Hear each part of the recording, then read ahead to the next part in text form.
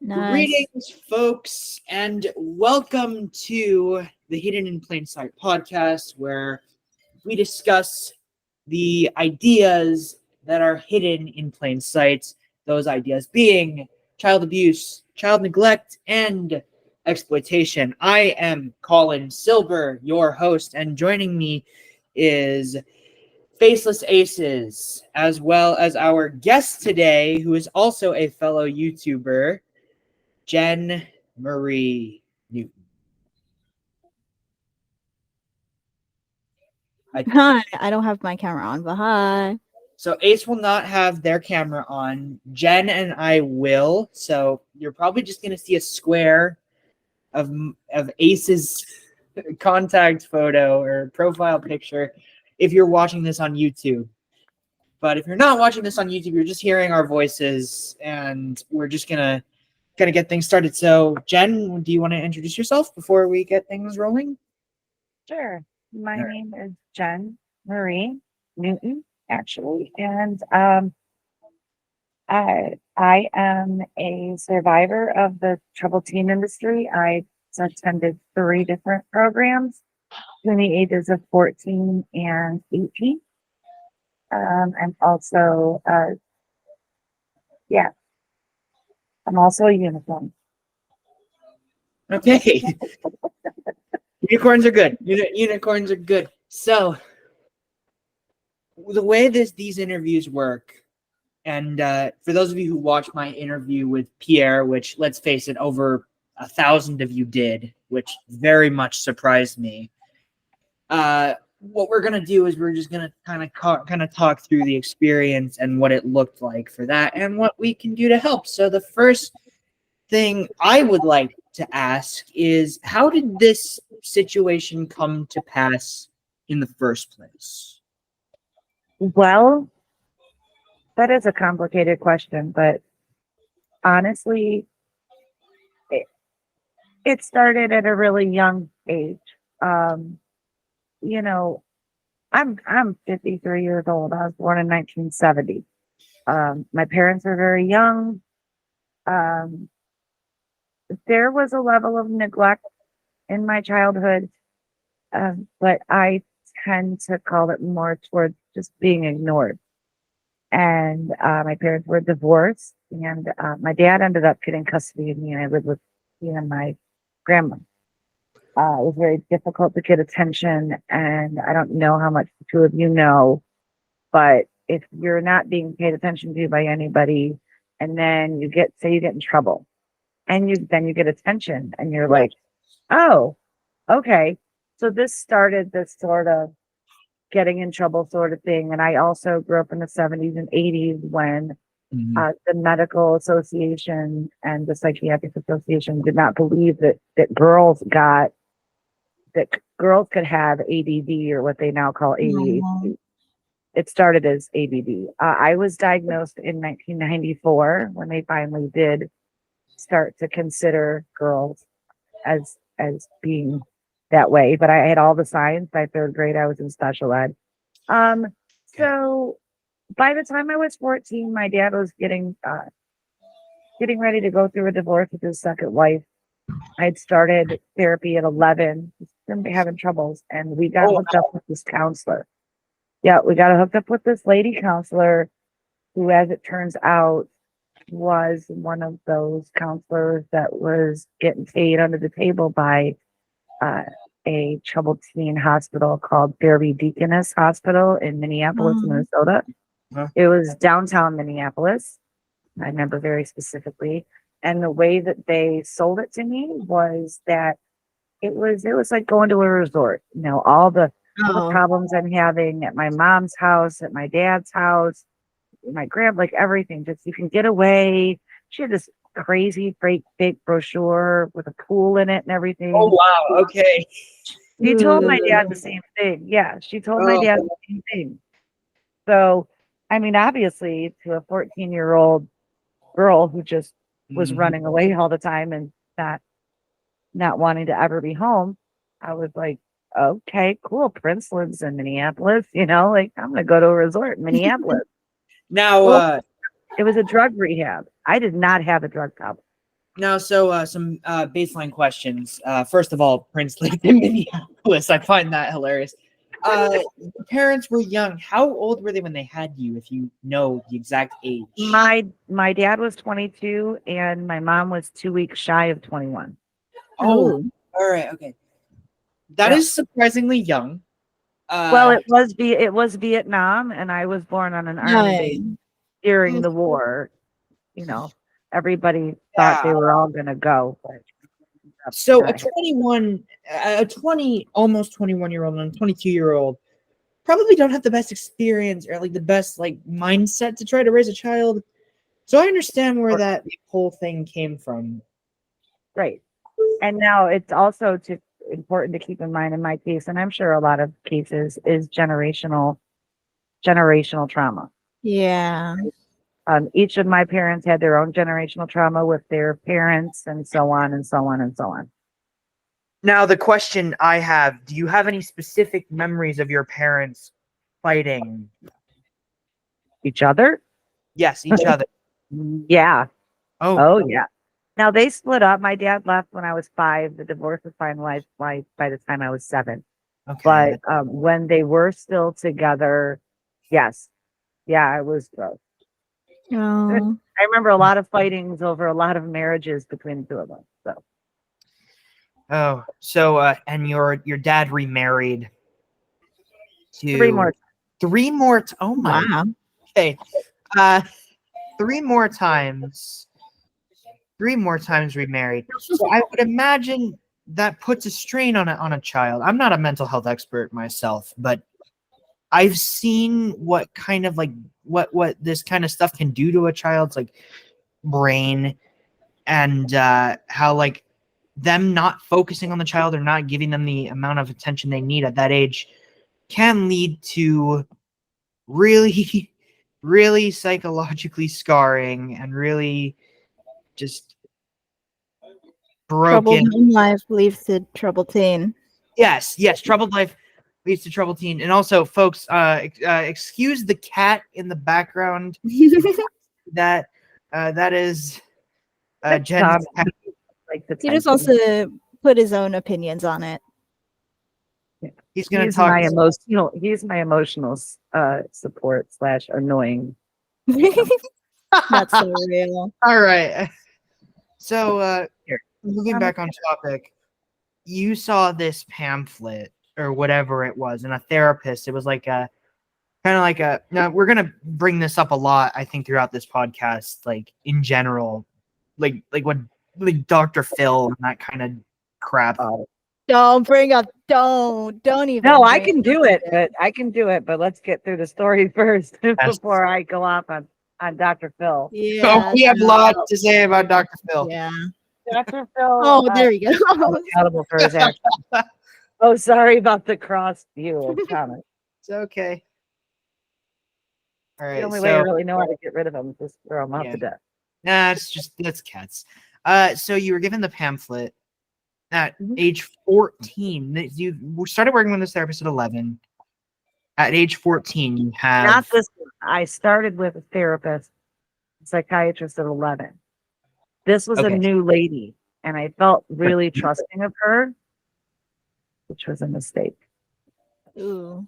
Yep, as we will soon, unfortunately, learn. And especially in what the 80s? Yeah, this was 1985. 1985. 1985. And the pamphlet was kind of like a, ooh, come and join this this thing. But it was a drug rehabilitation center, as you... Yeah, chemical dependency program. Oh, my Lord. Back in the 80s. Chemical dependency program. And you didn't have a drug addiction.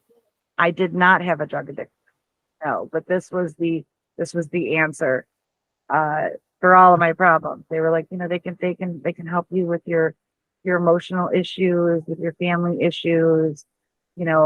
You've had some run-ins, smoke. I don't know what I could say, but like smoking some weed, and one time it was laced with something. I don't know what. I smoked cigarettes, and I maybe drank 3 or 4 times when I went. But I was a 14-year-old virgin who really didn't know anything about drugs. And that wasn't like much out of the ordinary for especially like a kid of that age. You No. watch like No. you watch stuff from like the pop culture of that era, and you see a lot of the movies that are representing the bad boys, the ones that wear the leather jackets, the ones that have the mullet, Yeah. that are on motorcycles and smoking. I guess all of that was just representative of the time, because some of that stuff can actually be true. I don't know how I can say that. I am not a fan I of that. had my own John Bender. I'm just saying. Okay, well, I did. I met him at my final program, and it took me 30 years to shake him entirely. So. Oh, so yeah, you were smoking at that time. Yeah. A lot of kids were. I don't blame you particularly for that. So I was smoking cigarettes in the womb, sweetie. well, again, And in enclosed cars with the windows closed. which is super a not great thing. I took the driver's ed course, and that is like a really big no-no. Mm-hmm. But anyways, this seemed like an escape to you reading this pamphlet. Yeah, absolutely. And for me, an escape was the ultimate gift because We're done. in the fight or flight world, mm. I was a flighter. Since January 7th, 2023, I have become a fighter. Oh, We cannot be proud of you for that. congrats. Thank you. I'm excited to tell you what happened. All right. I'm excited to hear it. All right. So you ran from the situation. What's your first impression when you finally enter this establishment? Yeah, this is a mistake. Take me home.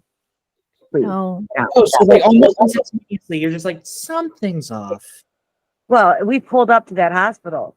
I was like, Dad, this is a hospital. He's like, it is a hospital. did it look anything like the pictures? We went in. Huh? Did it look Didn't look- anything like the pictures? No. Oh. It was a straight up hospital. Con artists. Oh yeah, big time. I mean, Oh, yeah, Lord. I'm lucky that they didn't hire a team to come take me out. Yeah. 'Cause I would have picked the hard way. I know me, and I would have picked the hard way to be taken out of my home. I think that the only way that could have happened was for them to convince my dad that it was the one thing to do to save my life. But it was really the one thing they could do to destroy my life Mm. for almost 40 years. Almost 40 years. Almost, oh my Lord. So you pull up to this hospital and you say, I can't be here. No, this is wrong. Yep, this is wrong. Something This is not seriously I signed up off. for. Yep. And it's too late now, we're here. Oh God. Can I ask if you know how much did the program cost for you to stay there? I don't know. My dad and I have only really been talking about this for the last year, more in depth. Mm. And he's 75 now, so his memory's never been good. My dad has a pretty shoddy memory, but I know how that feels. but he was a Teamster truck driver, and he had great, like the top of the line Blue Cross Blue Shield insurance. We were not wealthy. We were a blue collar working class family in Detroit. And yeah, so it was all about the fact that he had good insurance. We had problems, and what a great kid to cherry pick and send away. Yeah. Jesus Christ. Mm-hmm. Well, now that I know that your first impressions were, holy crap, I'm screwed, that pretty much sets the tone for what the rest of this is going to entail. So again, guys, viewer discretion is advised, or listening discretion is advised. you guys read my the description. You know that this is not really a subject that is particularly joyful. So just if you're uncomfortable with any of the topics we're about to discuss, please turn it off right now. But if you're sticking with us, well, here we go. So Put on your seatbelts. fasten your seatbelts. It's gonna be a bumpy ride. So Yeah. too late. We're already there. What happens next? All right. So we're there. They give us the tour, and my dad is never been an affectionate guy. That's not something that was in our family. It wasn't. We were not affectionate, like physically affectionate. But I'm like banging on my dad. It's like, Dad, it's really, Dad. And he's like getting angry at me. I have something in me, had something in me that just seemed to directly go to his biggest nerve and set him off, So there was a little spat there, and they really explained everything to me that, this is the evaluation unit on the 5th floor. I'm going to be, they give me my gown and my socks, and they show me to my room and tell me to say goodbye to my dad. And it was tearful, but they had group going on that I immediately had to go in, by the way, in my regular clothes. I immediately had to go into the group in my first there. And I didn't want them to see me cry. So I just kind of was like, okay, you're leaving me here. And he's like, excuse me, sorry. And he's like, yeah. And I'm like, right, okay. So I just kind of shook it off, and I turned around and I went into the room and I sat down, and I could picture the room, and door where I'm sitting right now, the door that I walked in was behind me, and I sat in a chair like right here. And there's a whole circle. The very first day I get caught in a scream therapy session. Oh. Jesus Christ. Yeah. Okay, And that wasn't even our only daily group, right? Yeah. The circle, which is the I found a video actually today from Alon School, and it was the first video I ever saw showing people. They called it a haircut there, where everybody in the room just screams the worst stuff at you. Yeah. I hear they have very different names across different facilities. Mm-hmm. Yeah, and it all comes from Synanon and the game. Synanon was the first rehab. Scientology ripped them off with their Narcanon rehab, and then that from there it just. But they had a thing called the game, and the game was literally messing with your mind, so badly that they take basic training in the armed services to a whole other level. They break the kids down, but the problem is that they don't do anything to build them back up. They Yeah. just break them down and then set them loose. I don't know if using this term really affects anything, but I could see this as a form of malpractice. Oh, definitely. This is definitely 100%. a form of malpractice. I've seen all over the freaking internet at this point, doctors and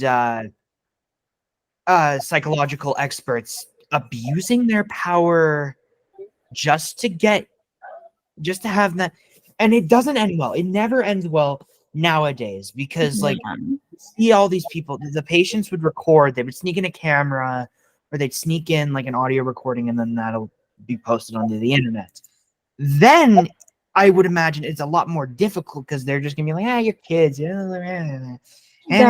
the thing. Yeah. That's the part that's freaking me out. The thing that really scares me about this is that they could get away with it. Then The fact they are getting away with it still. they're still getting away with it, but it was a lot easier before. Yeah. Now Unless it's you're harder. Utah. Now it's harder because the advent of the internet and things. The internet is forever, as everyone says, because things are never silent on the internet.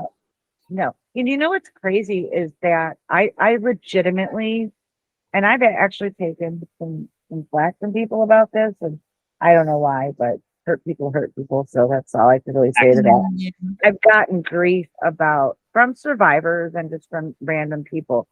The internet's been around since the 90s. How did you just figure out last year that there was such a thing as the troubled teen industry and that there was a group of survivors that were speaking out? Because I didn't know what it was called. I didn't know it was an industry. I didn't know that they were They destroying isolate you. thousands of lives. You know, if I would have known what to put in the search, I would have. I searched the hospital I went to. I searched the long-term treatment center that I was sent to because I failed the hospital program. We should probably finish the hospital program before I get all over the place, right? We'll get to the whole like where Yeah. you are now in just a Yep. little. So right now the context is I'm picturing this in my head too. It's just a bunch of kids wearing hospital garb, and the doctors and the assistants and the nurses are just the worst kind of people, and they're just awful human beings. That's Not what a I'm. single nice staff member, not a single one. Oh my lord. Nope. Did you make, how old were the kids? How old were the other kids? Were you like, where on that age line did you fall into? The low end. There was Okay. one girl and one other girl and one boy that were 14. The rest of them were 15 to 17. Okay. So you were on the younger side. Oh yeah. So I imagine it'd be much harsher, especially to see all these older peers just immediately.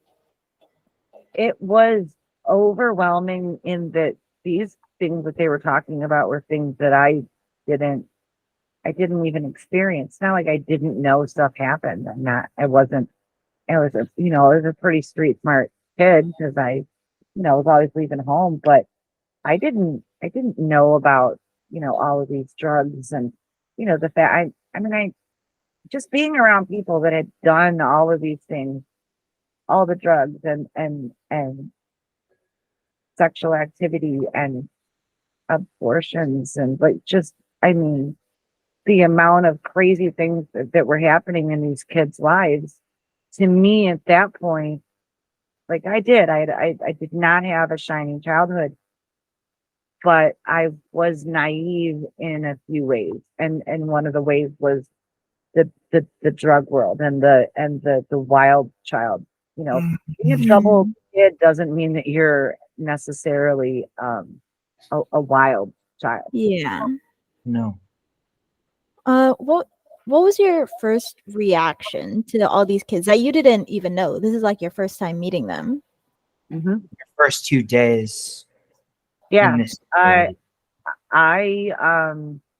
tried to stay silent and they refused to, but the other staff, the other residents, well, the other residents weren't allowed to let me stay silent. Like they had to push me and goad me and ask me questions and call me a liar and say I'm in denial. And from the very first meeting on the very first day, I was adamantly telling these people, I don't have a drug problem.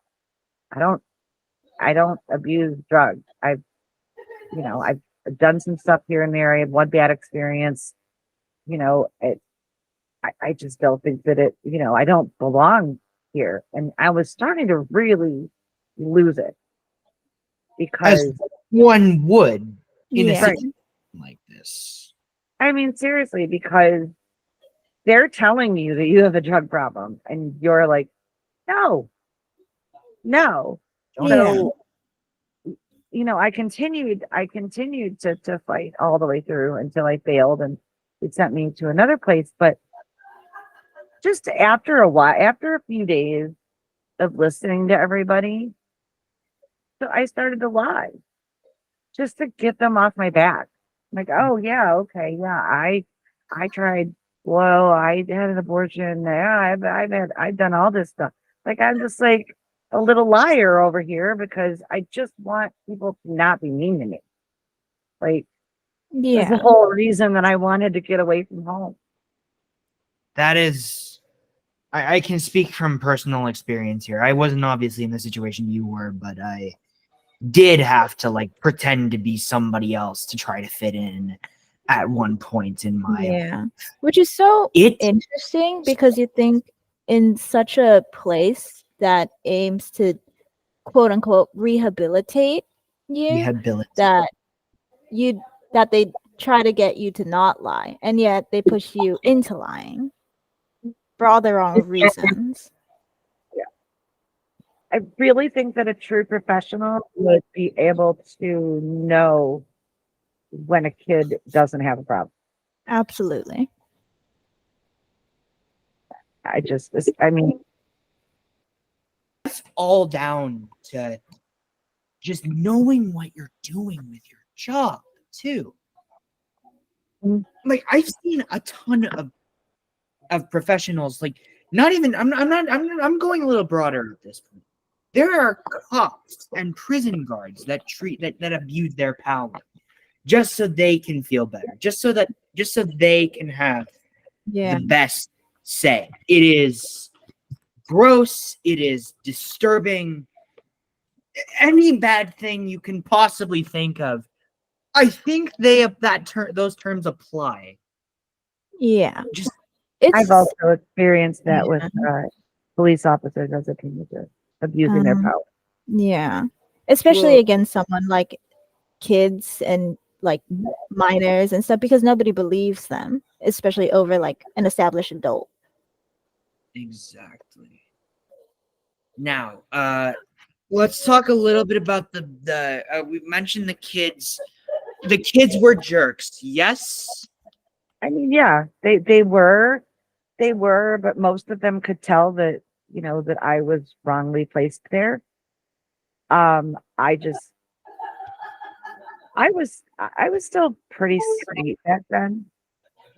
I don't think that I don't think I really got angry until I was sent to the second program. I was still like trying to make everybody happy. I was trying to have some friends so at least I could, you know, um, not be completely lonely and alone and Yeah. attacked all the time.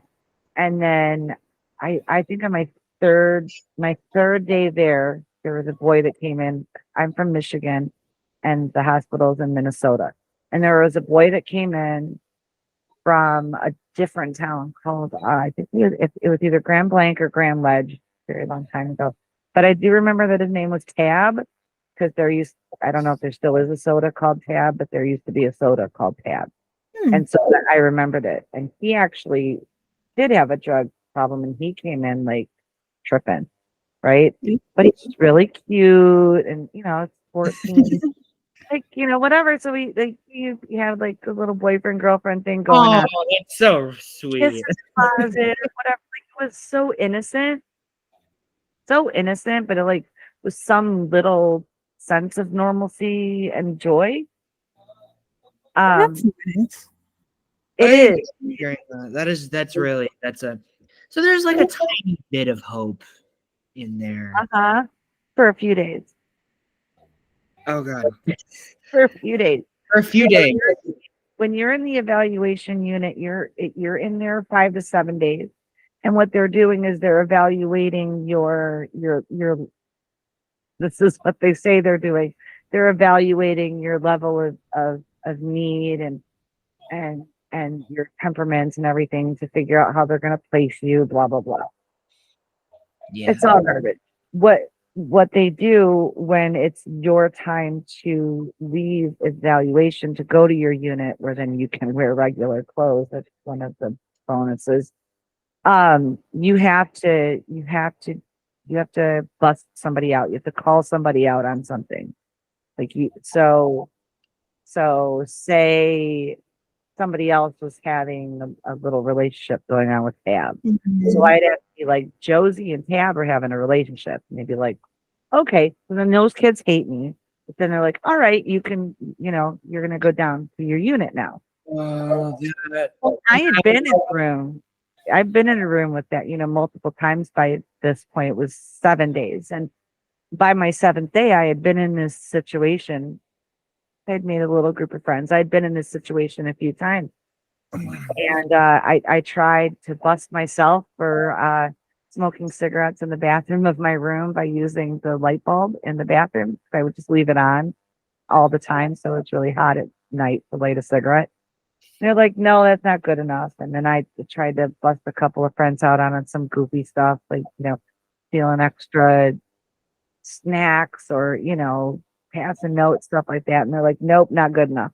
Tab's in the room. Obviously, they knew. So I had this at the end. It was so much pressure. I just broke down and I said, fine, Tab and I are in a relationship. Are you happy? Right. And I started crying. He got really angry with me because there's not just consequences for me, there's consequences for him too. But they said, okay, well, you can go down to your unit. And the first thing you do when you go down to your unit is meet the the psychiatrist. that, And the psychiatrist had been informed about the relationship and everything. And he had dubbed me male dependent. So I had to wear a brown cardboard rectangular sign with a cord around my neck no, constantly that said no male contact. no way. Yeah. Oh my Lord.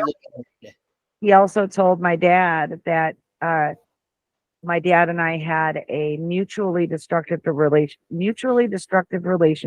and that he should never allow me to live with him again. Oh. Come on. No. On It's way more fun. There's so much. Oh, In no. only days, you can't believe the excitement. yeah. Oh gosh. On the subject of your dad, did you ever try and like talk to him about what was happening? Did they forbid contact? They did forbid contact in not orientation, but that first week valuation. Thank you. But once you're in your unit, you can make phone calls, but all the phone calls are monitored. The telephone is in front of the registration desk. All incoming letters and cards are read. All outgoing letters and cards are read and decided upon whether or not they will be sent. Oh, so they're Yeah, it's like being in prison. Yeah. oh my God. You get to wear regular clothes and Yeah, you get to wear your normal clothes. sleep on a thicker mattress. The hospital gown thing kind of disturbed me because I just think of like all these movies and TV shows where you like see kids that are like trapped inside of mental wards like that. It's very dehumanizing. Ugh. I was very triggered by that last season of Stranger Things. Yes, I was thinking of the Stranger Things. I wanted to ask you about that like eventually because that was like a big part of that last season. You guys might need to fill me in on this. I've never watched Stranger Things. So spoilers to anybody listening to this. And as it The horrified look on Jen's face. it's been like 8 years, you should watch it at this point. Sweetie, you have homework. So in the story of Strange, so the one of the main characters has superpowers, and there are a bunch of these scientists that are trying to run tests on her. So they keep her and a bunch of other kids who also have superpowers inside this science lab where they like run tests on them and all that. So I'm thinking that's what I'm picturing in my But underground, underneath the building, underground. By the way, Yeah. the kids are that powerful. that's a whole like Cold War BS thing. The 80s are weird. You don't have to tell me. I lived in the 80s. So did my parents. There you go. All right. So yeah, so you were able to wear normal clothes, but you had to like be like out, you had to like rat people out just so like Just for I don't basic human think privileges. that's Just so another way to degrade you and Yeah. divide you. nasty. It's just so disgusting. I'm not really I didn't express my anger with a lot of the other things in the previous episode, but this is actually making my blood. Yeah. I am terrified and I am frustrated at how It's horrifying how this is still existing. oh god. Definitely. Yeah, it's maddening. I have a little tear and I'm sweating, but Uh, I'm good.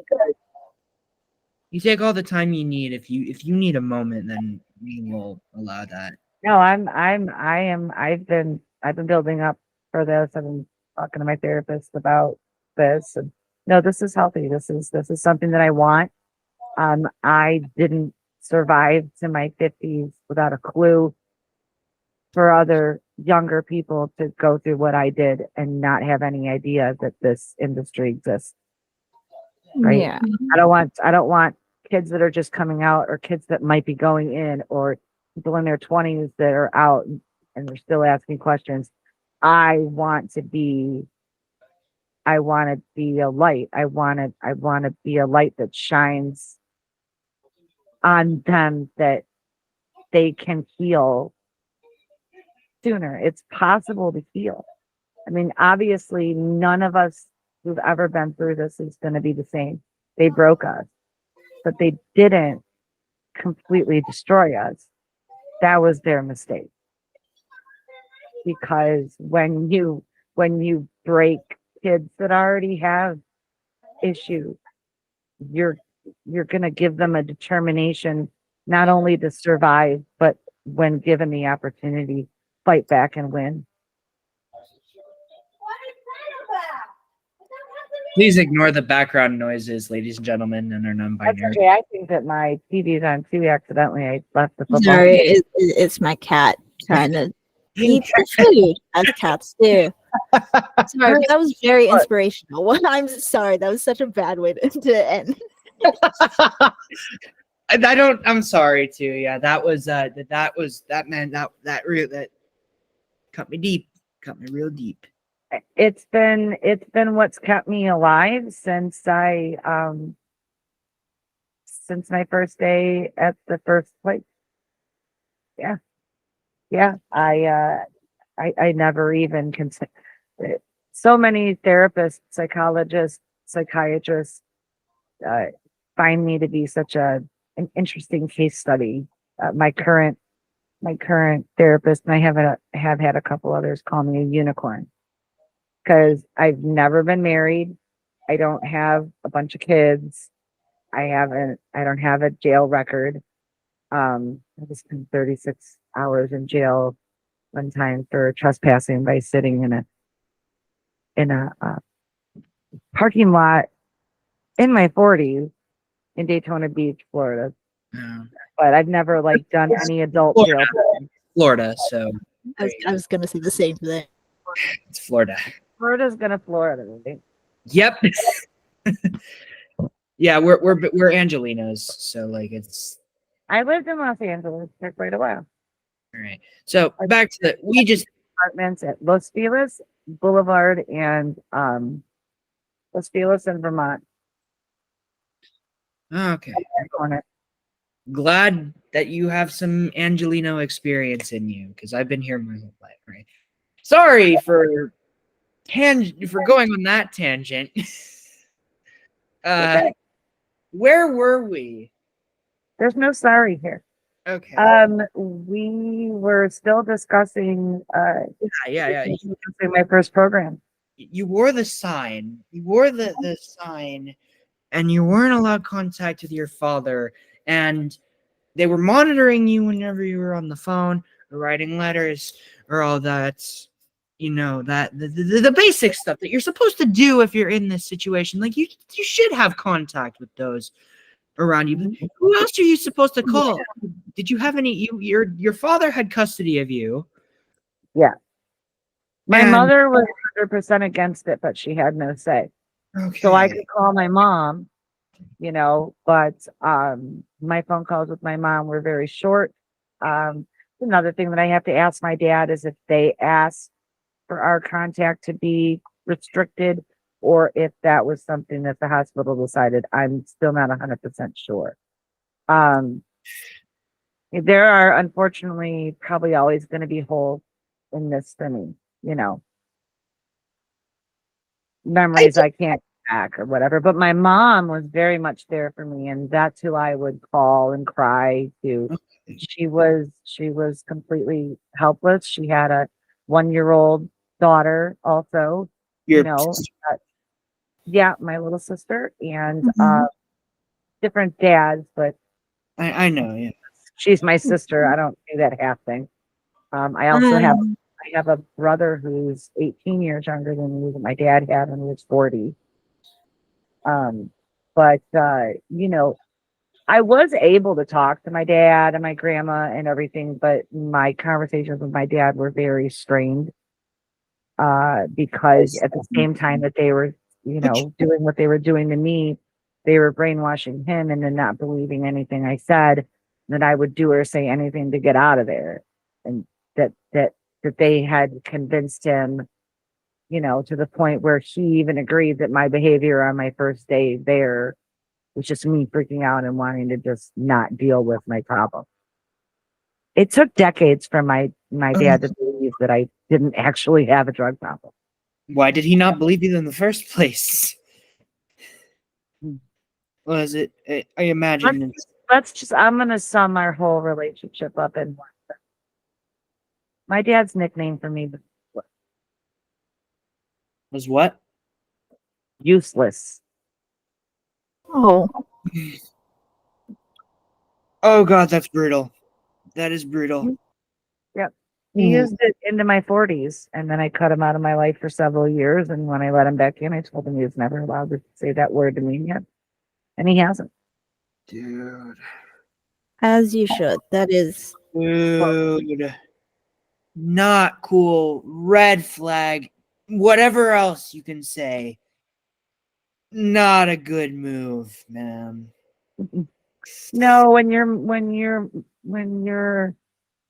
moving around in life from a place of rage, because you have your own childhood trauma. He was abandoned by his father, who ended up getting remarried and having 7 more kids with his second wife. My dad didn't know how to be a dad because he didn't have a dad. There's a recurring theme in this whole thing. There's a lot of marrying. There's a lot of remarrying. And yes, There's a lot of marriages. Yeah, there's a lot. Yes. My grandma was twice married and divorced way before her time. My Lord. My grandfather, who I did not really have a relationship with, maybe 2 years total of my whole life. Yeah, he stayed married to his second wife. Yeah. And then my dad's on his 4th marriage, and my mom's on her 2nd, but she had a really bad relationship in between marriages.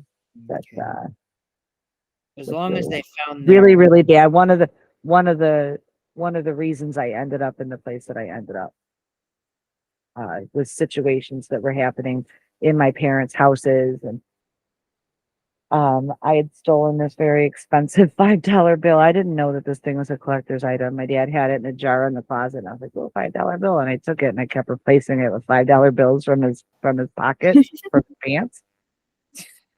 And he got really, really mad, and he woke me up at like 11:30 at night, right before he was getting ready to go to work. And he's like, "Did you steal my," whatever he called it, $5 bill? And I was like, "Yeah." He's like, "Well, that was worth like $5,000. He called my mom, and he called my mom, and he's like, "You need to come pick up your daughter. She's gonna live with you before I kill her." And I was okay. over a $5 bill. Oh my. Yeah. Oh my Lord. Yeah.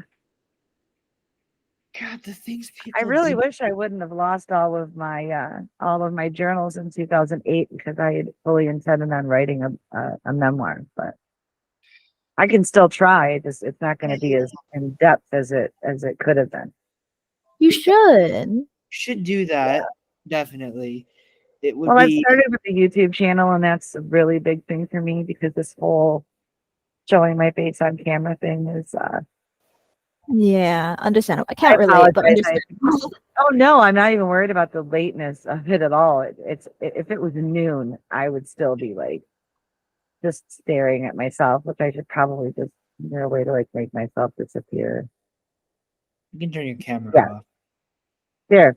And now I'm just barely in the corner. This is better. Oh, I'll okay. just stare at myself the whole time and wonder how I look. Oh, I mean, there's Hey. one good thing about being a faceless content creator. Yeah, you know what? I should be I mean, I can't be as cool as like Faceless Ace. That's a great name. But Thank know. you. yeah, we'll get to the whole content side of things and why us three use content creation, how we can connect on that.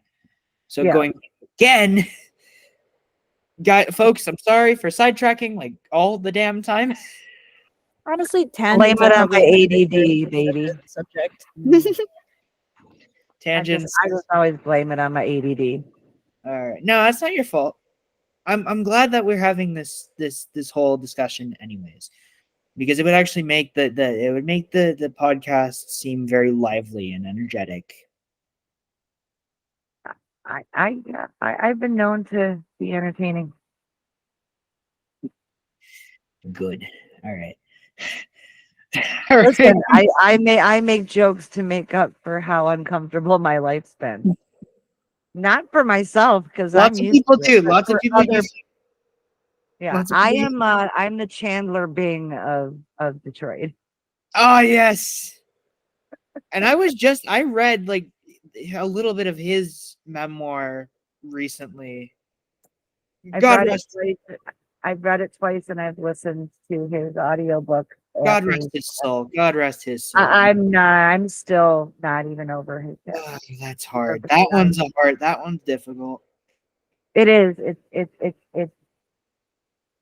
It's painfully hard when they are when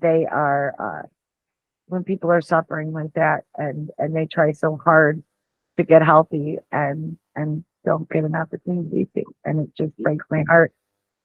He You fought know, really hard. we all deserve. Yeah, he did. He fought for decades. And yeah, that's that one's yeah, that's next topic. Yeah. I don't know why I'm all upset about the death of a man I never met, but It's all right. I was upset too. it reminds me of a lot of people that I've known for a long time and a lot of my friends who've already passed. I've had a lot of friends pass. Excuse me for 1 second. I'm just gonna go grab my tissues so I'm not wiping my nose with my finger. Okay. All right. Quick little tidbit here while that. Oh, never mind.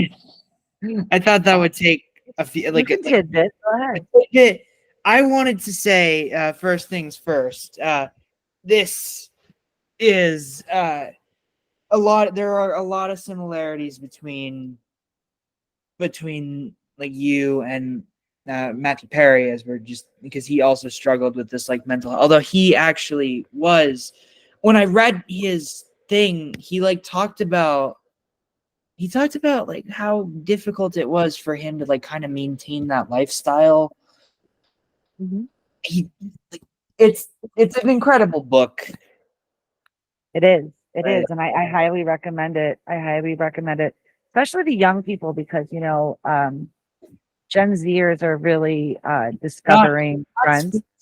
Not sponsored, but Friends lovers and the big terrible thing. Check it out. I'll leave an Amazon link in the description. Matthew Langford Perry, may his life be a blessing. Especially when he played Chandler Bing, aka Mrs. Shenandler Bong.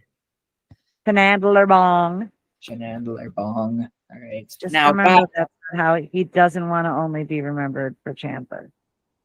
Yep. Although we can't actually really decide whether or not he's remembered for just. All right. No, we can't control that. No, that's not up to us. All right. Now back to business. You were only allowed contact with that. You were contacting your family, and your mom was your saving grace, but they only let you talk to her for a little bit of time. Which, when you think about it, is like also just kind of stingy. Stingy is one way to put it. Yeah, I Yeah, mean, it's definitely one way to put it. I mean, a year earlier, he was living in Texas, and we were planning on me coming to visit for a holiday. I believe it was Thanksgiving break. And while my sister wasn't born yet, my mom was still pregnant, and she had to move down there for a job. And so she had a plan that I was going to come down there, and we were going to file for a change of custody in Texas. And I think that either my dad or my stepmom caught wind of it, because the next thing I knew, I was grounded for some petty thing, and my punishment was that I couldn't go visit my mom in Texas. I have a lot to say about your father at this very moment. Just we already know that it's very bad. Actually, how long were you in, like, past between the troubled teen industry, like before you finally got out? That's a question I wanted to ask too, because like 3 years. 3 years. 3 years. So when 3 you years total. turned 17? Yeah, when I turned 17, I was done. I left the last program, which was actually they called it an alternative school, but it was a TPI program, Monday through Friday from 7:30 to 3. Which isn't bad. They ran it just the same. It was levels and remedial learning, and once I was at the first program, even Fairview Deaconess, I was actually denied the opportunity to attend school in the classroom that they had, because there were boys in there, and so I spent all of my days sitting in a chair on the side of the administration desk at the front all day, Alone. or with anyone that was at the administration desk, but they usually would just ignore me. Did you like get any educational materials during that time? Also, Oh no, just the AA stuff. Wow. Yeah, that figures. But there was school going on. It was just one of my punishments was that I was not allowed to class. So to all you kids out there, I don't want to go to school as a punishment. That's worse. Yeah, folks. School is not a punishment. Trust me. It's not a punishment. It's a gift compared to sitting in a hospital being abused by the powers that be, the medical professionals. And I don't get this uncharacteristically upset at things like this. I never do. It's really triggering. It is. So 3 years, 84 to 87. I'm good at math. Sorry. I don't want to make you feel old. My body already does that. Oh, okay. Okay. Well, in that case, no, I'm just kidding. 84 to 87. Actually, I'm gonna correct you. It was 85 to 88. 85 to 88. So 14. Spring of 85 to summer of 80. Well, spring of 88. Okay. Spring of 85 to spring of 88. So you were around nearly 15 to nearly. Yeah, I turned 15 at my first program. Oh, God. And they didn't celebrate your birthday, I would imagine. Oh, we celebrated my birthday, all right. Oh, That was family week. family. That was family week. And what This family sounds was, so much like a prison.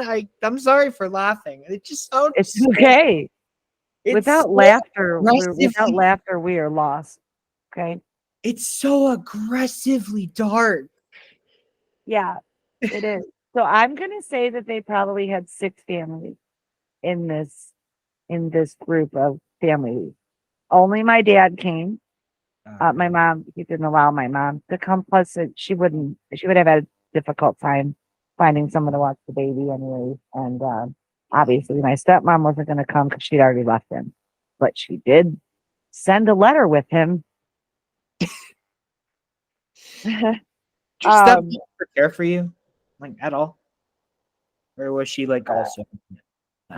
she was, to be fair, she was only like 14 years older than me. No. Yeah. She Why? had no idea how to deal with me. Ooh. This is so like. I'm not angry at her for anything. I was when I was younger, but I'm not. Sometimes I wish I've considered like looking for her, but it's been decades, so many decades now. It's all, it's not going to do any good for her. And, Your I mean, I father's don't need it. never just. My father, I have an amazing relationship with my father now. We'll get to that. That's I do. incredible. Yeah. What he did back then, was, like, disappointing. It is Unlike disappointing. To be yours. fair, though, with the TCI program, my dad was also victimized in this, right? Yeah. Yeah, I the true Uh-huh. people against it were the staff and the people Yeah. in the TTI. Yes. Yeah, and the counselors, and we didn't have a thing that I know of in the 80s. We didn't have all the fancy appointed people in our schools for IED, whatever the IED. That's not it. Whatever. We don't have like the special consultants in our school that like go, that's the bad kid, send them away. We didn't have what they have now, right? Like, hey, Um, bad kids, don't the do that. watchers, right? Yeah. But these were counselors that were setting parents up with uh you know and it's, for me, it's okay. So it seems to me like a lot of the stuff that happened on the West Coast was very, 2 men come into your home in the middle of the night and take you away kind of thing. The stuff that happened in the Midwest and the East Coast seemed to be, you're being pressured and lied You're to brought in there. order to agree to it yourself without having all the information that you need to make I mean, you can't make an informed decision when you're not getting all of the correct information. You're getting nothing but Yeah. lies, except that it did happen to be in Minneapolis. That's the one true thing about it. Gaslighting at its finest. Big time. Mhm. So family week, this is an important story to tell. Family week.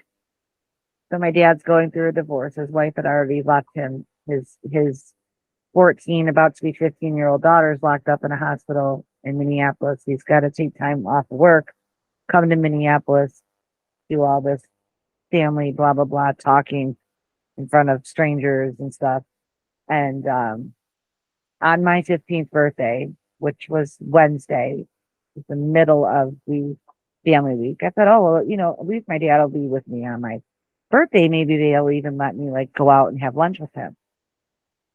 And then when I was led into the room where they held the family uh, group therapy session, my dad is an imposing man. He's 6'4", truck driver, hard to miss him, especially for me.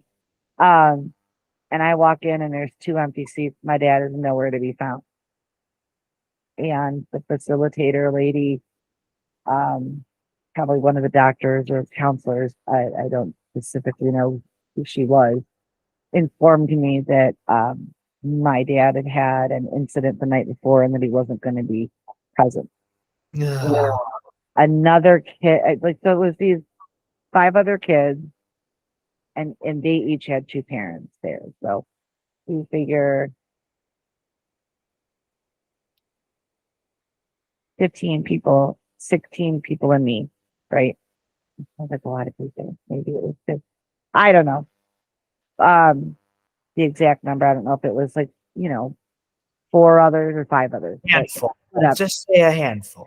There was a handful of families that were in this group, so it wouldn't be too big. And one of the couples whose son was in the program with me looked at me. This is really hard. They looked at me and they said, "Your dad's not here today because he tried to unalive himself last night because of everything you're putting him through." Wow. Wow. Did the counselor say anything to me? Yes. Nope. What she said Oh. was, no, what she said was, "Take a seat." Ooh. And I'm like, "Wait, can I talk to my dad?" And they're like, "You can't talk. Just sit here and be quiet and listen." So he actually did not come back for the rest of family week. I asked him last year. Okay. So 38 years at this point. It took me this long to have the nerve to ask him, "Dad, did you try to unalive yourself during family week in Minneapolis?" And he's like, "What? No. Where did you get that?" I said, "Well, that's what the counselor and one of the kids' parents that you became friends with told me." He goes, "No, not at all." He said, "I absolutely had a mental breakdown. I had a complete break with reality, but no, I did not. I did not do that." That was a huge relief for me, because I carried this guilt and also this bitterness against him over that incident. Like, this is supposed to be about me. And how come even this isn't about me? Right? That's where the bitterness, Mhm. I'm the one here living this nightmare, and you're in the hospital or you're in the hotel, and I'm just like, what? Yeah. But no, he did not try to do that. Again, it was just like all these parents believe in that tough love garbage that it does not work. It's one of the worst things that you can do to anybody that you love. Tough love Absolutely. is basically Tough turning love. your back on somebody. Tough love And is a big no-no in it's my book. yeah. I yeah, what like a bunch of like I was on the high school wrestling team one year, Hmm. and that whole community was just kind of like, if you're not like tough, as in not like tough as in like you're resilient, as like tough as in redneck little guy trying to pick a fight here with his truck driver mustache and the hat. That whole stereotype. Masculinity. Yes, toxic masculinity. If you're not that, you're done. Mhm. Mm, And my parents were terrified of that. Which is why understandably, that's probably a good idea for you to not have done that. I had to go. In my defense, I wanted to try something new. I had no idea going in that was going to. Yeah, that's true. I think that the wrestling world, I'm not talking about professional wrestling, obviously. Um, but the wrestling world is another very dark world that, people don't talk about. I had a lot of friends in the 90s that were wrestlers at University of Michigan, and I know all kinds of stuff about what wrestlers go through and what they're put through and how they're treated. And yeah, that's another kind of dangerous little sub world in itself, wrestling. Dang, there's a lot of just really horrifying stuff that happens under the scenes that we don't even know about. Yeah, there's another issue. So I've always had a really kind of complicated relationship with food, like a weird uh combination of my dad's like insatiable appetite, and then my mom eating like a bird appetite. So it's a complicated relationship with food that I have. I find it food also to be kind of a time suck, and I seem to somehow do really well on fumes. I mean, until I crash, right? It's like hours and hours and hours, a couple days without eating just because I'm doing things. But the older you get, it's a bad idea anyways. I don't advocate that for anybody, but I did that in the hospital because the food was disgusting. Like, was it worse than standard hospital food or worse than standard hospital food? And from what I understand from friends of mine who have been in prison, and the 36 hours I spent in the county jail, who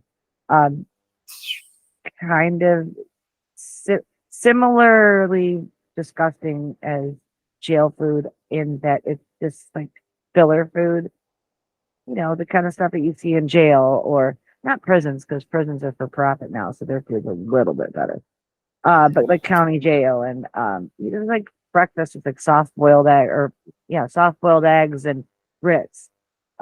No, I can't eat that. So they labeled me an anorexic as well, because I happen to be naturally very skinny. I just had my dad was really skinny. Like I was just a naturally skinny person until I was 38 years old.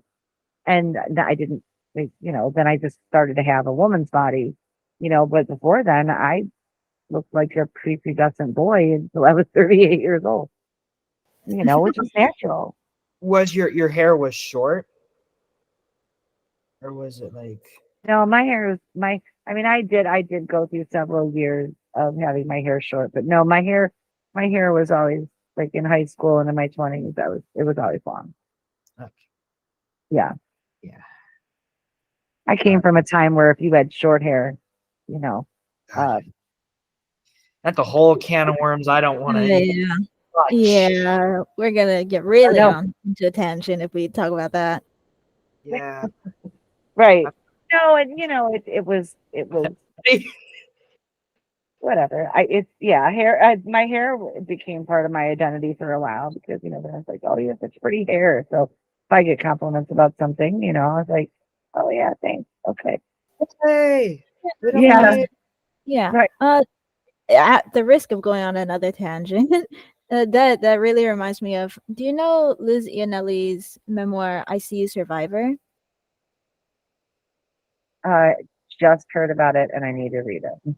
It's really good. I read it last year for class, and it's one of my favorite books. She had a very similar story with her tie to her hair. She's a redhead, so she always saw it as like a symbol of her like fight and like fighting against the facilities and stuff. I think it's really, really cool. I was Auburn, so I get it. I'm in the ginger family, just not quite as that. As a true ginger, but I'm in the ginger family. Okay. Well, sorry, I'm blonde. I'm like never gonna. Why are you sorry that you're blonde? Because I'm never gonna go gray, and then everyone else around me is probably going to follow. You never know what's gonna happen. Listen, last year I dyed the whole front of my hair, or I bleached the whole front of my hair and made it silver. So just for fun. Which is cool. Yeah, it looked really cool. I enjoyed it, but then I lost a bunch of my hair up here broke, so I'm growing that out. I don't know. I don't get into that whole dress your age, act your age garbage, because I might be about to turn 54 in June, but I'm still 14. Especially now that's bull. It absolutely. Well, that's because my generation has refused to age. We made a promise when we were kids that we were never going to grow up, and we haven't. Yep. There you go. Peter Pan, you got your wish. That's right. Peter Pan got his wish with Generation X. Yeah. Well, my mom can relate to that. We went from being like the slackers to the invisible people that nobody's mad at and everyone's afraid of, which I think is hilarious.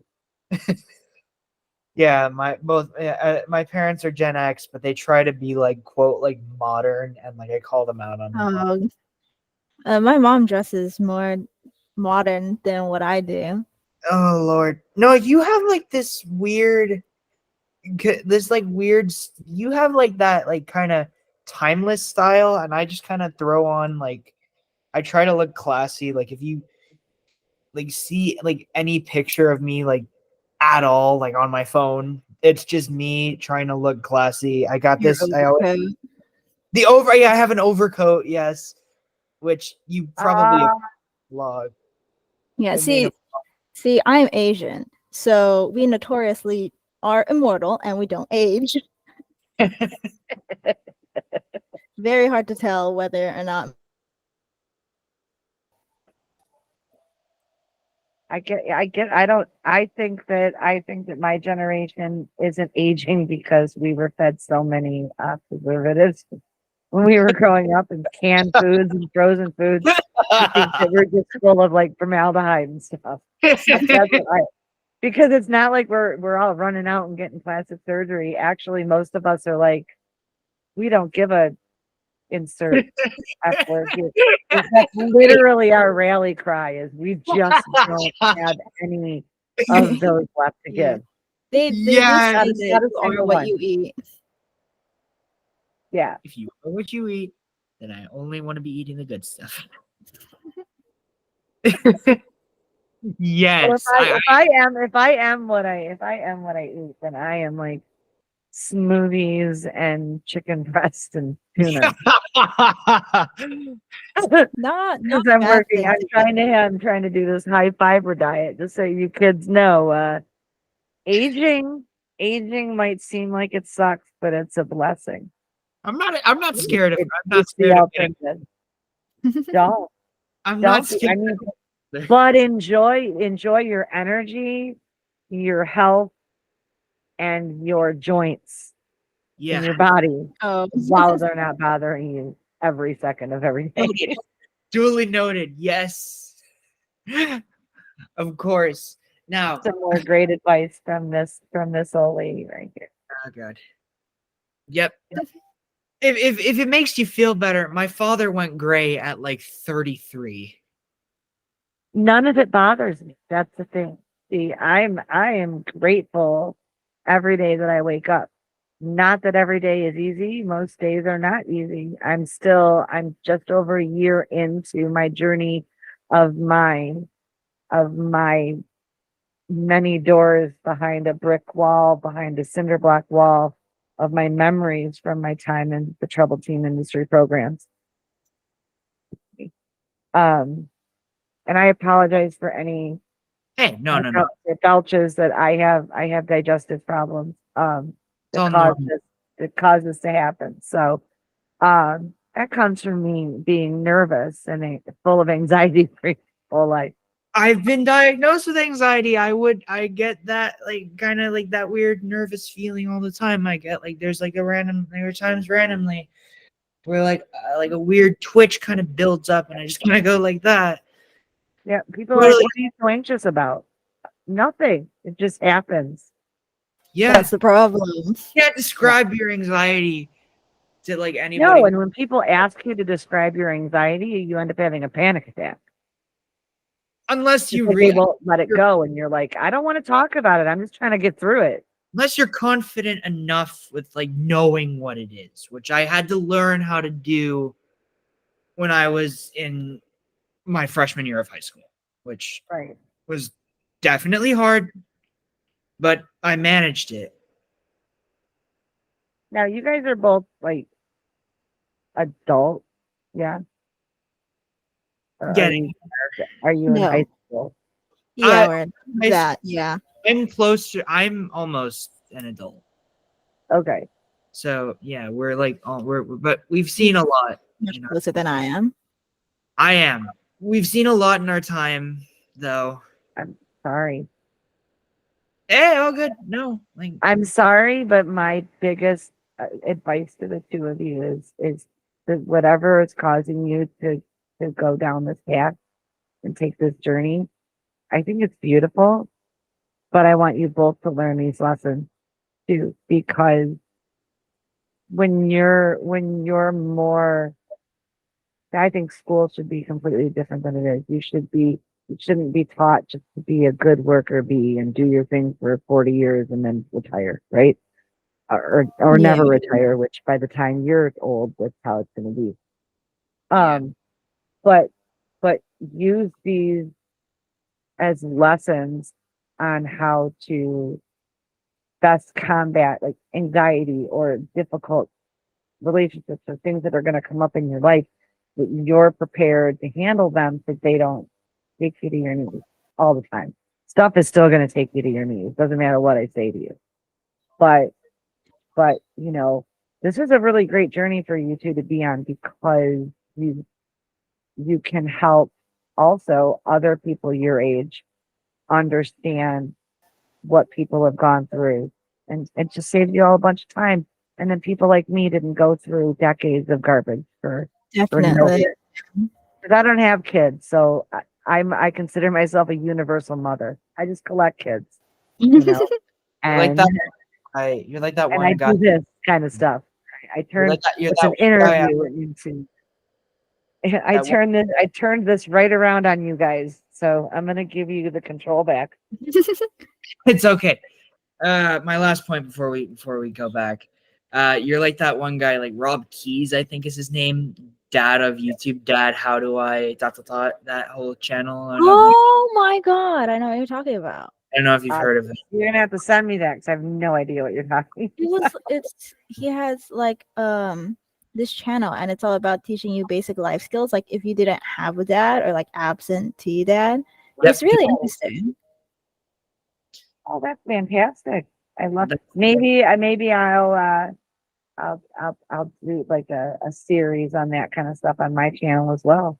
Mom, how do I? Yeah. Oh Yes. god. Momming with Jen. That is catchy. All right. I take all the strays and the throwaways, and every kid that's othered, that their family's like, we don't understand you, go away. Well, Mama Jen's got you. Right now, back to the story. So, Back to the story. family week.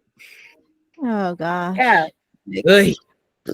So yeah, family week was torturous. The letter from my stepmother did contain the false fact that I was the reason for their divorce. It wasn't true, nor was it fair. Me and my dad later said something to me about it, but Mm-hmm. so at that point I'm 15, and I believe that I've now ruined 2 marriages, and I'm literally just turned 15 that week. I'm like, man, I'm already not good at marriage, so I'm never going to do that. That one And song. I have not, still going strong. Nope. Haven't been able to have a healthy relationship yet in my life, and have broke up with every guy I've ever been with. All right. Well, you'll get there. Relationships are overrated. Honestly, it's not for everyone. Yep. I know. Whatever happens. I'm good with or without someone. That's like really the best thing that you could be. I mean, speaking from an asexual, I can talk, but No. You can, though. It's okay. Everyone has a voice, regardless of whether or not you are asexual or aromantic. Which I am neither. I am just straight up a heterosexual male. So there's that. I am though. Yep, you are. You're so special. You're very special. I'm not being sarcastic. I'm incredibly boring too. I am a middle-aged. I mean, if I'm middle-aged, then that means I'm going to live to be 108, which is fantastic. That's fine by me. 100 would be awesome. Yeah, well, I'm going to be 54 in June, so not too far away. Not too far. yeah, I'm just a an old cis hetero boring woman. Whatever you want to call it. Yes. Right. Well, no, I covered everything.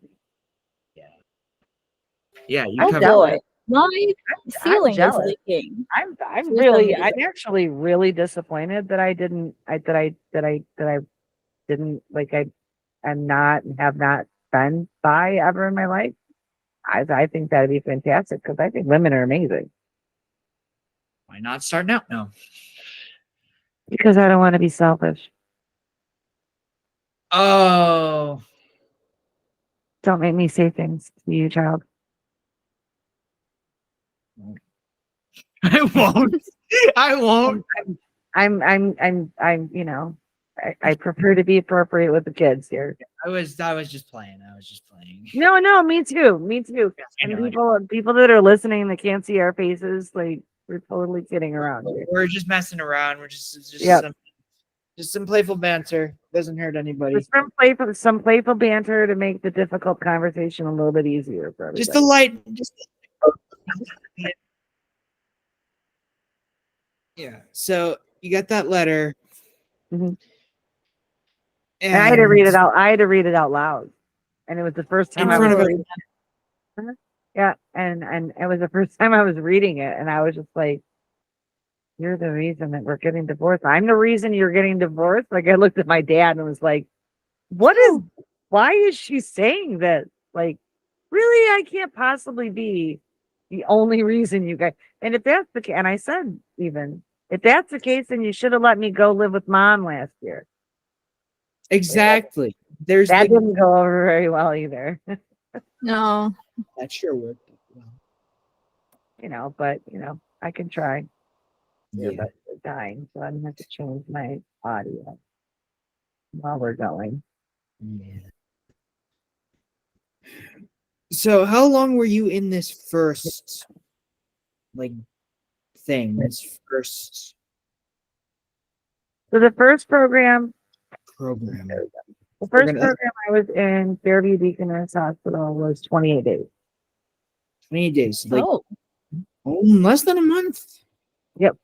Unless- That's how Oh, they. it That's was- how it used to be. it's one of the because they have different like long-term facilities and short-term ones, right? Yes. And that's where we're headed next because I failed the first program because Oh, no. I didn't complete the steps because I wasn't an addict. You never were. Not till later.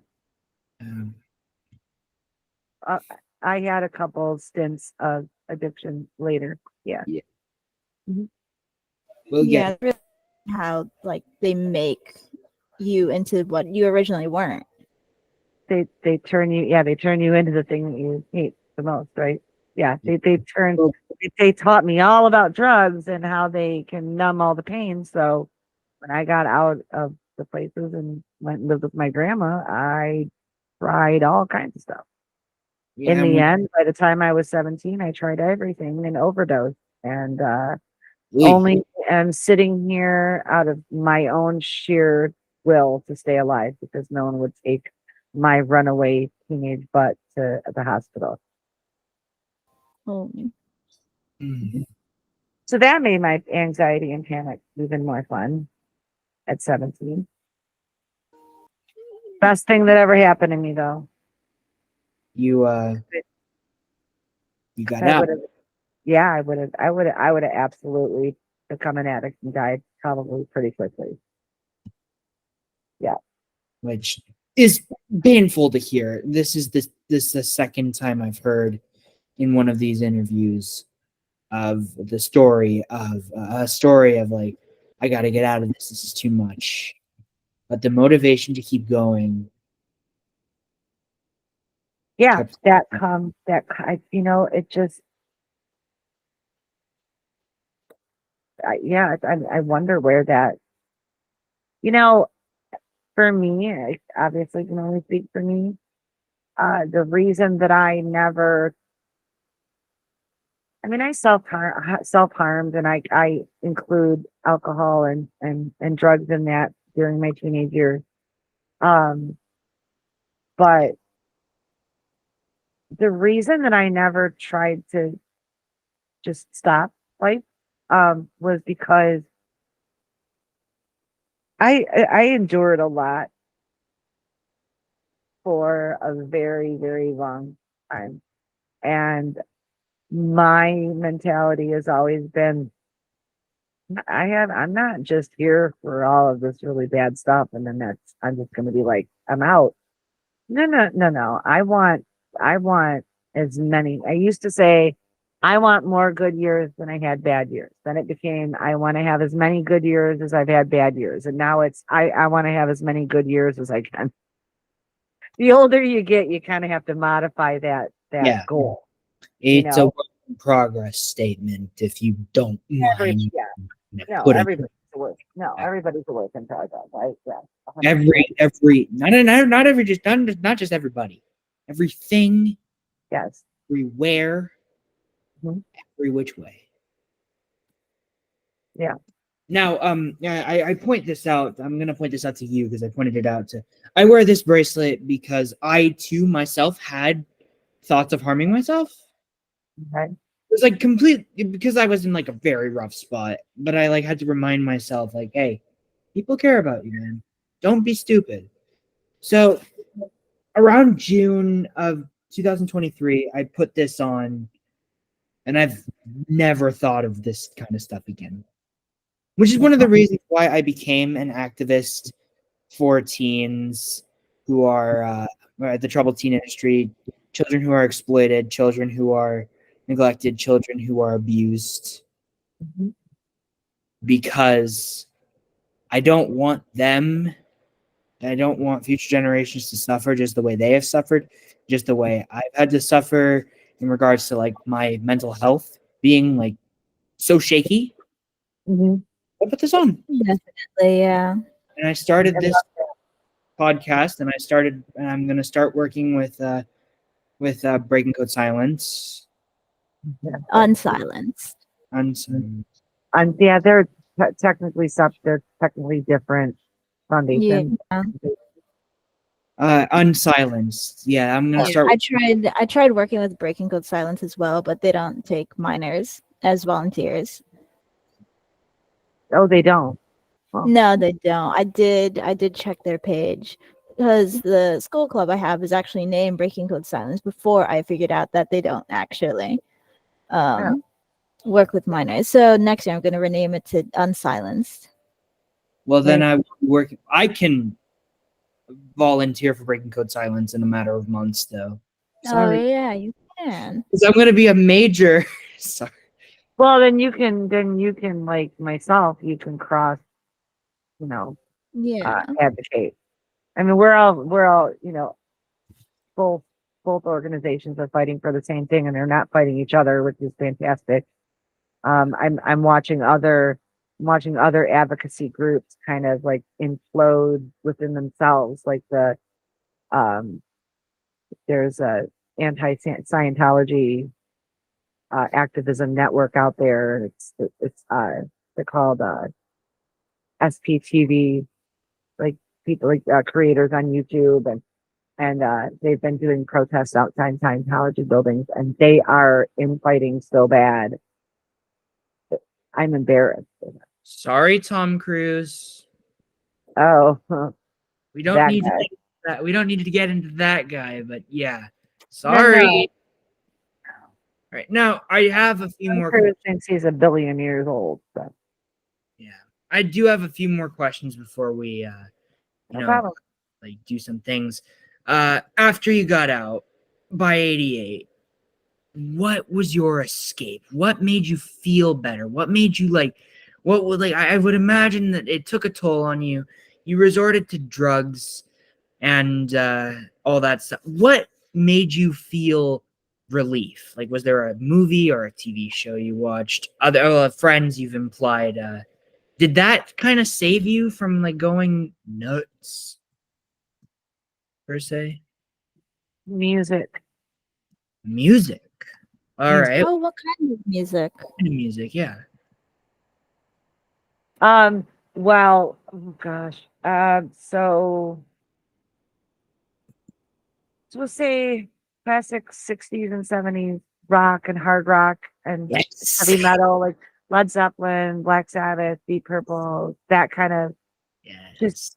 and yeah, and okay, I admit I fell into the hair band stuff in the 80s, but I was more into the rough and tumble of those bands, like not the Poison and Warren and Bon Jovi, not the nice boys, like the Guns Nice. N' Roses and Motley Crue and like punk music.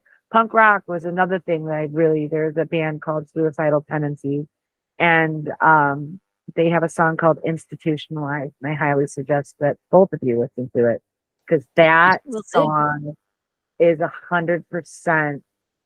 When I heard that song as a teenager, I was like, this is what I'm living through. And back then that didn't happen. That didn't start happening until the early 90s when the bands from Seattle came out and they started talking about their feelings. The blessing that you guys have in your generation, you all have in your generation, is that talking or even having names for issues is a huge step.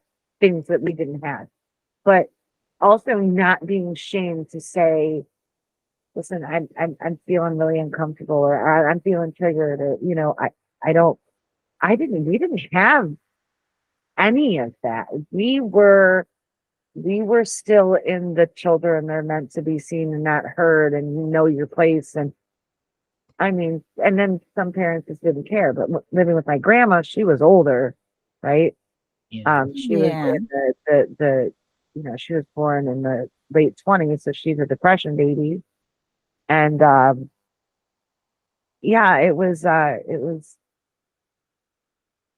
totally different time. There were good things about when I grew up, like obviously the culture and the entertainment, movies, TV, music, everything was so amazing. I really don't think that I would have wanted to have been born in a different time culturally, right?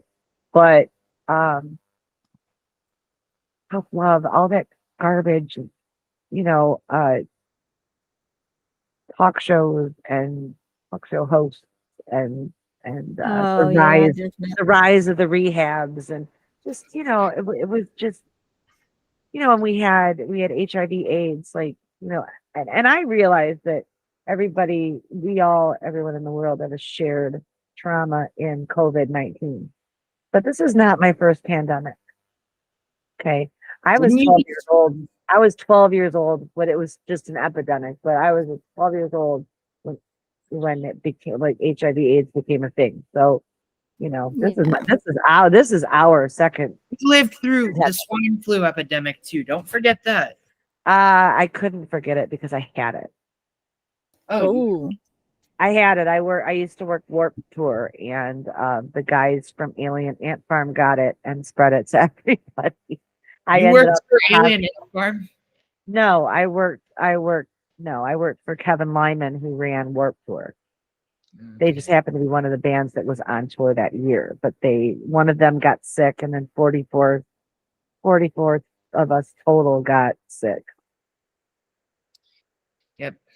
Yep. We had You're a that. survivor.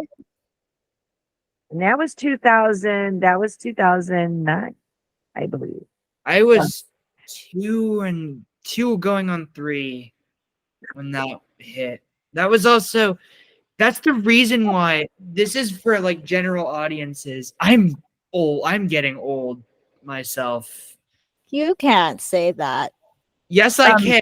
so you were born in 2005? 2006. Okay. Don't say the word old to me. I'm This getting is not older. going well for you.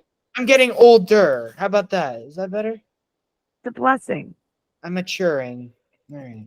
Yeah. The I swine, Hey, can't. that's a big deal for the young swine flu people. epidemic was the reason why the pigs and Angry Birds are green.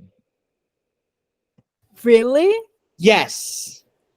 Oh Where did my you hear that? god. That's hilarious. It's like seriously, look it up. And I learned that in the history of the Angry Birds franchise, which I watched like many History of years That's ago. the Angry Birds. incredible. Wow. all of these Yeah, things I don't know like I'm exist. stuff I feel like you're Well, letting I me into the secret club honorarily, and I'm really proud of that. Welcome to the Gen Z pop culture club. Well, honorary my Gen Z. here, my 15-year-old niece is also Gen Z and one of my best friends. So I have a very That's wonderful relationship with my niece. Your niece, I'm assuming that is a child of one of yours. My half sister. Your My Oh, sister. your sister. Mhm, mhm. My sister was born in 1984. She just turned 40 last month. Okay. Yep. Early. And I apologize. my I niece have was to born in go to 2000. dinner. Oh, you're leaving? Um, I don't. How long do you think this will go on? I feel like we could talk On for way more like, about this. I think we'll go on for like 5-10 more minutes. Do you think we could do a part 2? Because I feel like there's way too much of this All to right. cover in Well, one. you know Yeah, we what? haven't even gotten into my second program. Yeah. Yeah, there's too much So, stuff for one. all right. Well, yeah. So unfortunately, we grossly underestimated this. So, Very. Yeah, this definitely is, two-parter. so this will be either a two-parter, or it could be a trilogy. This is one. Well, yeah, I do definitely not gonna apologize, trilogy. everybody. Alright. I'm This keeping is the kids up past their dinner time. This will be part one of No, it's okay. the Jen, the Jen saga. I don't know what I'm gonna call this episode. The story of me. The story of me, the story of Jen. Well, Yeah. it's probably just gonna be Jen's story, but it might. But since it's like this is gonna be a saga. Pay attention. Just pay attention to the sign above my left shoulder. Yeah, I just And the noticed one, that. and then the one above my head. Sarcasm welcomed, and I can't adult today. And does anybody know who this person is? This Ruth Bader Ginsburg with a Good job. Good job. Oh, Does anybody know who this person is? Dr. Frankenfurter. It looks like him. Good Tim. job. I am a pop culture proud. boy. So I'm not. Proud. I will leave links in the description below so you can follow Jen on YouTube and on Instagram and on all the socials. And also I'll do what I usually do, which is putting in the links for those of you who need help. So that's all we have for you today on part 1 of Jen's story. I don't know when we'll follow up on this, but it'll be sooner rather than later. So thanks very much for tuning in. Yeah. I've been Colin Silber. Ace has been Ace. Jen has been Jen. And we'll Nice. see all of you very, very soon. Take care, folks.